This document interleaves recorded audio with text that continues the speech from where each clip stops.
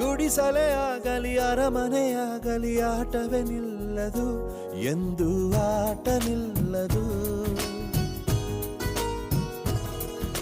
ಹಿರಿಯರೇ ಇರಲಿ ಕಿರಿಯರೇ ಬರಲಿ ಭೇದವೇ ತೋರದು, ಎಂದು ಭೇದ ತೋರದು.